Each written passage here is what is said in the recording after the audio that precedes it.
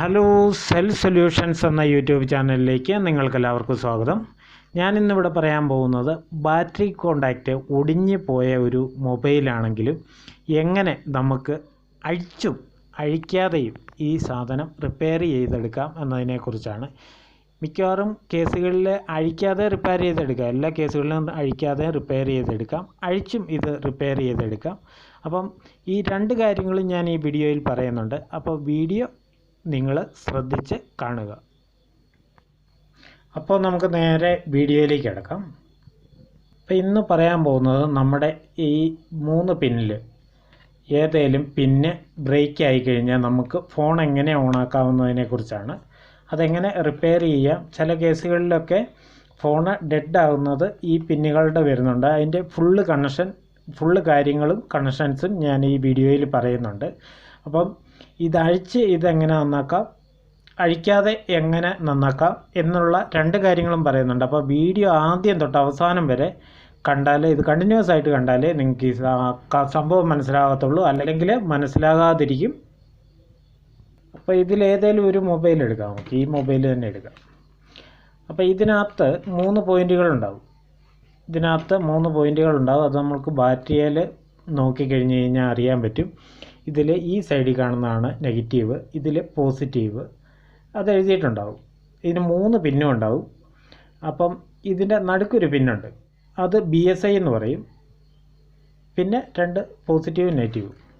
അപ്പം ഞാനിതൊന്ന് വരയ്ക്കാം നിങ്ങൾക്ക്. അപ്പോൾ നിങ്ങൾക്ക് വളരെ സിമ്പിളായിട്ട് ഈസി ആയിട്ട് പെട്ടെന്ന് മനസ്സിലാവും. അതായത് 3 പോള്, അതിൽ ഈ സൈഡിലെയാണ് പോസിറ്റീവ് ഇതിൽ. അപ്പം നിങ്ങൾക്ക് നിങ്ങളുടെ മൊബൈലിൽ ഏതാണ് പോസിറ്റീവ് നെഗറ്റീവ് എന്ന് നിങ്ങൾ നോക്കണം. അത് നോക്കുന്നത് എങ്ങനെയാണെന്ന് പറഞ്ഞുതരാം. ആദ്യം ഈ 3 പോളുണ്ടല്ലോ, ഈ 3 പോളിൽ നിങ്ങൾ മൾട്ടിമീറ്റർ ഉപയോഗിക്കാൻ അറിയാവുന്നവരാണെങ്കിൽ, അല്ലെങ്കിൽ വഴിയുണ്ട്. മൾട്ടിമീറ്റർ ഉപയോഗിക്കാൻ അറിയത്തില്ലാത്തവർക്കുള്ള വഴി ഞാൻ പറഞ്ഞുതരാം. മൾട്ടിമീറ്റർ ഉപയോഗിക്കുന്നവരാണെങ്കിൽ ഒരു പോള് നെഗറ്റീവ് വയ്ക്കുക, എവിടെയെങ്കിലും ഗ്രൗണ്ട് പോളിൽ വയ്ക്കുക. നിങ്ങൾ ബോർഡ് അഴിച്ചിട്ടാണെങ്കിൽ നിങ്ങൾക്ക് ഇങ്ങനെ ഈ ഗോൾഡൻ കളർ കാണുന്നിടത്ത് വയ്ക്കുക. വയ്ക്കേണ്ട പോയിൻ്റ് മൾട്ടിമീറ്റർ ബസർ റേഞ്ചിലിടുക. അതിനുശേഷം റെഡ് പ്രോവാണ് ഇവിടെ വയ്ക്കേണ്ടത്. ബ്ലാക്ക് പ്രോവ് നിങ്ങൾ ഈ 3 പോളയിലും മുട്ടിച്ച് നോക്കണം. അതിലേതെങ്കിലും ഒരു പോളയിൽ ബീപ്പ് അടിച്ച് കഴിഞ്ഞാൽ അത് മൈനസ് ആവും, നെഗറ്റീവ് ആവും. ഏതെങ്കിലും ഒരു പോളയിൽ 800 തൊട്ട് 1000 ആ റേഞ്ചിലൊക്കെ റീഡിങ് കാണിക്കുകയാണെങ്കിൽ അത് BSI ആവും. ചിലപ്പോൾ ബീപ്പേ കാണിക്കുള്ളൂ, അതും BSI ആവാനുള്ള സാധ്യതയുണ്ട്. പിന്നെ വേറൊരു കേസെന്ന് പറഞ്ഞാൽ പോസിറ്റീവ്, അതൊരു 400 അടുത്ത് റീഡിങ് കാണിക്കും. അപ്പോൾ മൾട്ടിമീറ്ററിൽ ഇങ്ങനെ ചെക്ക് ചെയ്യാം. മൾട്ടിമീറ്റർ ഇല്ലാത്തവർക്ക് ഇങ്ങനെ നോക്കിയാലും മനസ്സിലാവും ഇതിലേതാണ് പോസിറ്റീവ് നെഗറ്റീവ് BSI എന്നുള്ളത്. പോസിറ്റീവിലും നെഗറ്റീവിലും കറക്റ്റായിട്ട് എഴുതിയിട്ടുണ്ടാവും.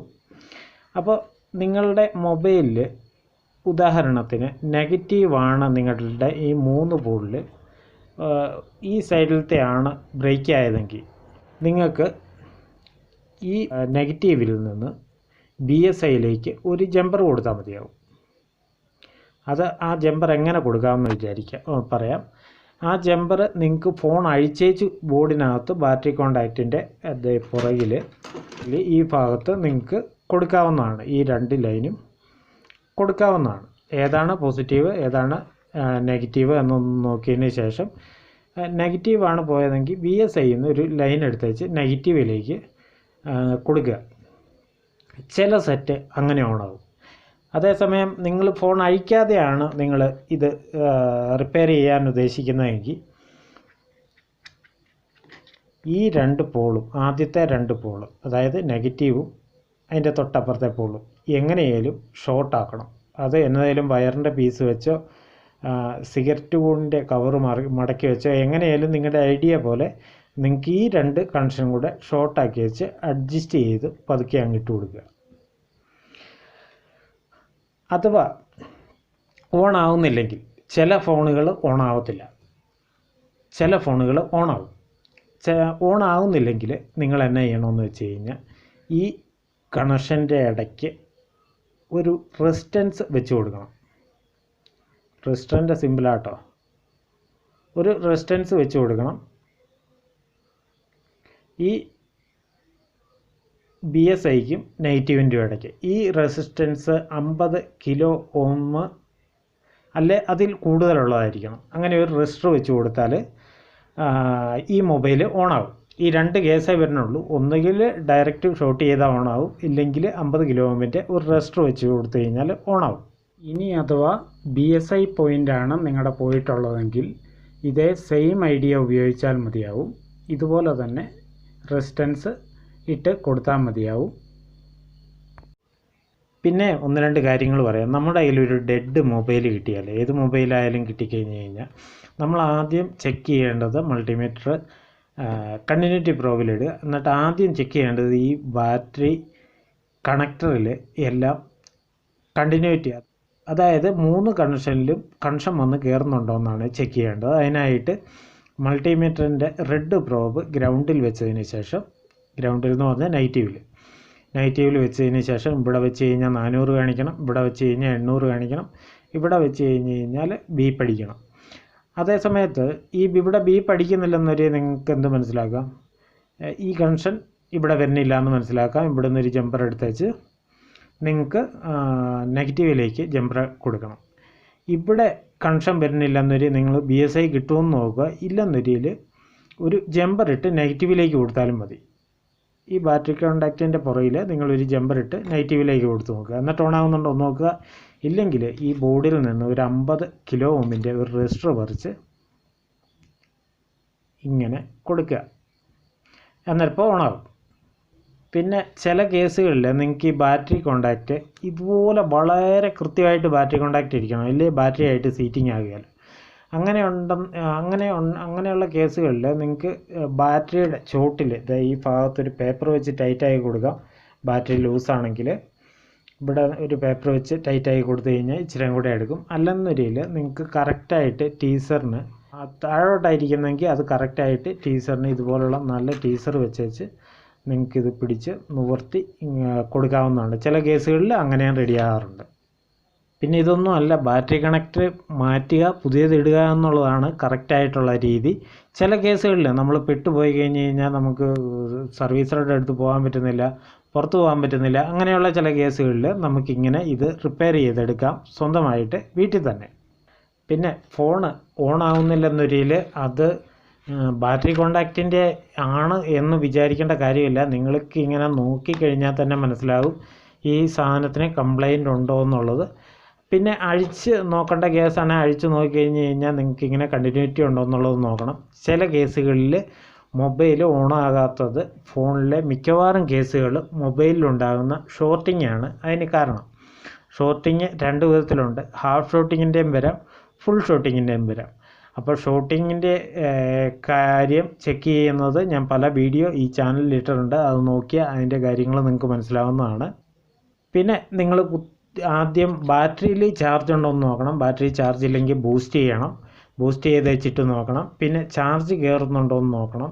ചാർജ് കുത്തുമ്പോൾ എന്തെങ്കിലും സൗണ്ട് ഉണ്ടോ എന്ന് നോക്കണം. ഈ കാര്യങ്ങളൊക്കെ നിങ്ങൾ നോക്കണം.